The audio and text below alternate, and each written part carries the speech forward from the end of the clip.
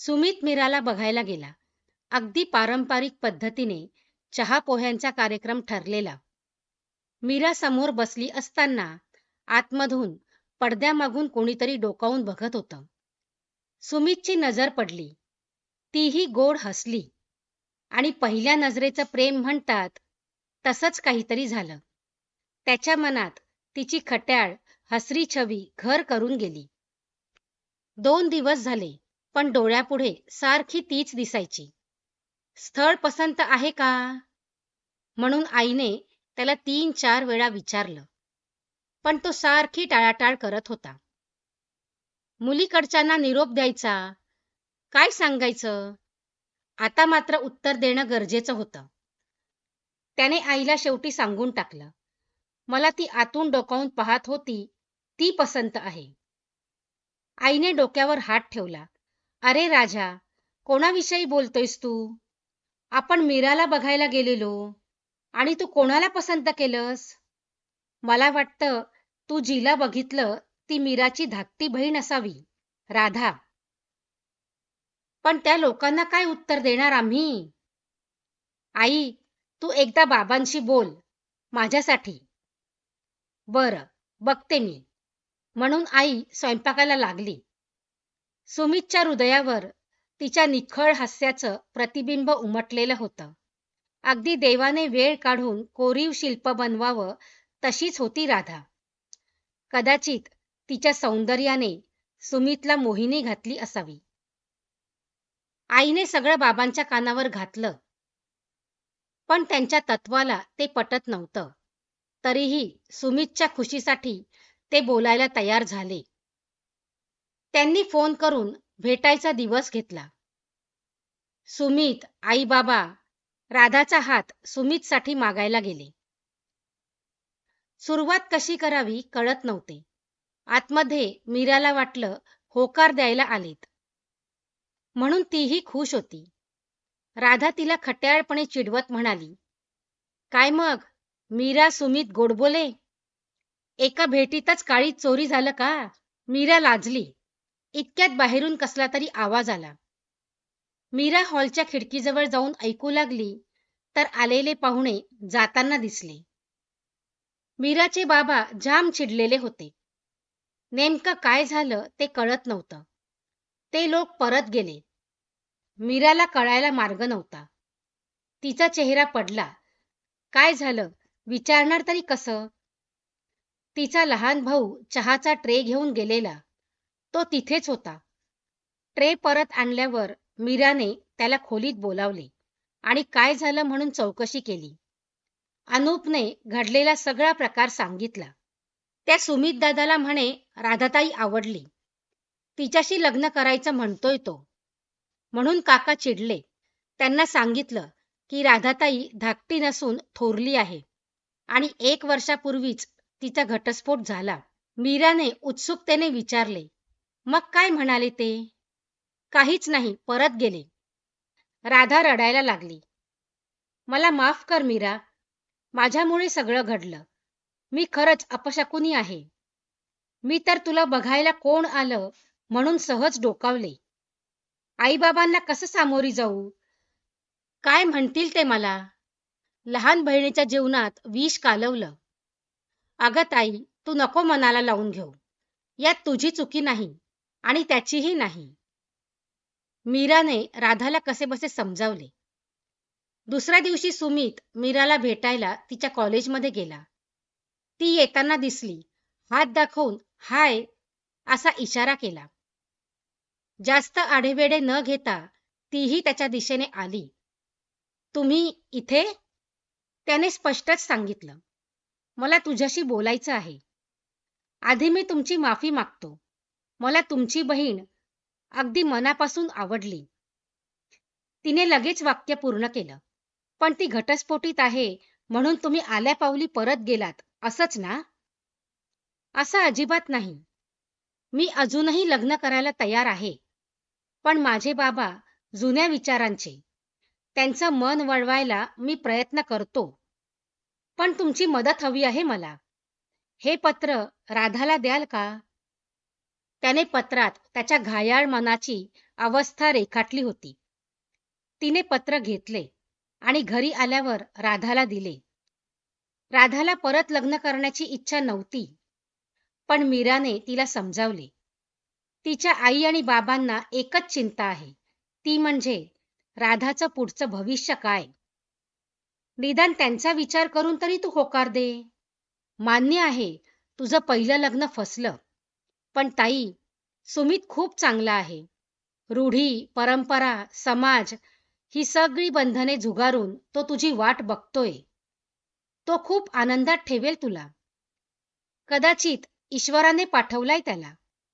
आतापर्यंत तू खूप दुःख भोगलेस, म्हणून प्रेमाची फुंकर घालून सर्व वेदना शमवायला सुमित आलाय. आईने पानं वाढली. सुमित आणि बाबांना आवाज दिला. कोणीच कोणाशी बोलत नव्हतं. शेवटी आईनेच विषय काढला. उद्याला त्या गोखल्यांची मुलगी बघायला किती वाजता जायचं आहे? सुमितने हातातला घास परत पानात ठेवला आणि सरळ खोलीत गेला. बाबा आईवर चिडले. तुझ्या लाडाने हट्टी बनलाय तो. बरं वाईट काय काहीही विचार न करता म्हणतो तिच्याशीच लग्न करायचं आहे. अहो, लोक काय म्हणतील? एकुलता एक मुलगा आपला, त्याचा प्रत्येक हट्ट मी पूर्ण केला, पण हे शक्य नाही. एका घटस्फोटित मुलीशी सुमितचं लग्न मी लावून देणार नाही म्हणजे नाही. आई ताट घेऊन सुमितच्या खोलीत आली आणि त्याला समजावू लागली. अरे, तिच्यापेक्षाही सुंदर मुली आहेत. तू तिचा विचार सोड. नवरा बायकोची कुरबूर चालतेच म्हणून काय असं कोणी तडकाफडकी घटस्फोट घेतं का? आईच्या बोलण्यावर सुमित चिडला. आई, तू एक स्त्री असून असं बोलतेस? तिच्या बाबांनी काय सांगितलं? ती केवळ नवरा बायकोमधील कुरबूर नव्हती. त्यांनी राधाला जीवे मारण्याचा प्रयत्न केला आणि मी फक्त तिच्या सौंदर्यावर भाळून निर्णय घेतला असं अजिबात नाही. माझ्या मनाने मला कौल दिला. मी निर्णय बदलणार नाही. आज 1 महिना होत आला. सुमित कोणत्याही स्थळाला पसंती देत नव्हता. बायको नावाच्या फ्रेममध्ये त्याला राधाच हवी होती. सकाळी त्याने बाबांना बँकेत सोडलं आणि तो ऑफिसला गेला. बाबांना काही पैसे फिक्स करायचे होते. त्यांनी तिथल्या मॅडमकडून फॉर्म घेतला आणि त्यांना अचानक चक्कर आली. ते खाली कोसळणार इतक्यात त्या टेबलावरच्या मॅडमने त्यांचा हात धरून सोफ्यावर बसवले. लगेच तिथल्या पिऊनला आवाज देऊन साखर पाणी मागवले. चमच्याने एक एक घोट तोंडात टाकू लागली. आता बाबांना बरं वाटलं. ते जरा टेकून बसले. तिनेच फॉर्म भरून दिला. घरी फोन करून कोणाला तरी बोलवा किंवा मला नंबर सांगा, मी फोन लावते. तिचं बोलणं खूप सुखद वाटत होतं. नाही, तशी गरज नाही. बरं वाटतंय आता. मी जाईल, म्हणून ते निघाले. कधीही बँकेत आले की बाबा तिला भेटायचे. ती 4 चौघींसारखी नव्हती. एका क्षणात परक्यालाही आपलं बनवणारा गोडवा तिच्या स्वभावात होता. नखशिखांत सौंदर्याची खाण असूनही जराही घमंड नव्हती. बाबांनी एकदा तिच्या नकळत फोटो काढला आणि आईला दाखवला. फोटो बघून आईचेही डोळे दिपले. मी ज्या बँकेत जातो तिथेही काम करते. मागे मला चक्कर आली तेव्हा याच मुलीने मदत केली. खूप गोड आणि लोभस आहे. एकदा हिचा फोटो सुमितला दाखव आणि विचार, त्याला हिच्यापेक्षा सुंदर मुलगी मिळणार नाही. रात्री जेवण आटोपल्यावर आईने कसाबसा विषय काढला. सुमित, त्या मुलीसाठी तू तुझ्या आईवडिलांना या वयात दुःख देतोयस. अरे, थोडा तरी आमचा विचार कर. ह्यांना एक मुलगी खूप आवडली. तुझ्यासाठी तिच्यापेक्षा छान मुलगी नाही मिळणार. तिचा फोटोही आहे बाळा. एकदा बघून तर घे. माझ्यासाठी. सुमित विनवण्या केल्यावर फोटो बघायला तयार झाला. आणि हे काय आश्चर्य! फोटोतील मुलगी दुसरी तिसरी कोणी नसून पहिल्या नजरेत प्रेमात पडणारी, त्याचा काळीज चोरणारी राधा होती.